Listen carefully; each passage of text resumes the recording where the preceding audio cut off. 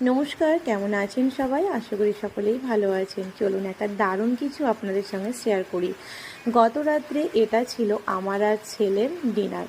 ছেলের বেশ কিছুদিন ধরে শরীর খারাপ, তার কিছুই ভালো লাগছিল না খেতে।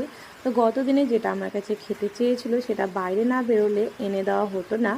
তো আমার মনে হলো ছেলে একটু মনটা খারাপ ছিল, একটু রাগ রাগ হচ্ছিল, কারণ আমারও পরে খারাপ লাগছিলো, বেশ কিছুদিন ধরে তার খাওয়া দাওয়া একেবারেই বন্ধ। তো মনে হলো মনটা খুশি করার জন্য কিছু যদি একটু করে দেওয়া হতো। রাত্রেবেলা ঘরে না ছিল চিকেন, না ছিল ভেজ মোমো করার মতো আইটেমগুলো। তো চট জলদি আমার মনে হলো কি করা যায়, তো মনে হলো চলো একটু মোমো বানাই। তবে মোমোটা বানানোর পর এতটা সুন্দর ছিল যে আমার ছেলের প্লেটের মোমোটা কমপ্লিট করার পর আমার প্লেট থেকেও মোমো তাকে নিতে হয়েছিল, তার এত ভালো লেগেছিল। তবে এই মোমোটা কী দিয়ে করেছিলাম দেখুন, পুরে ঠাসা।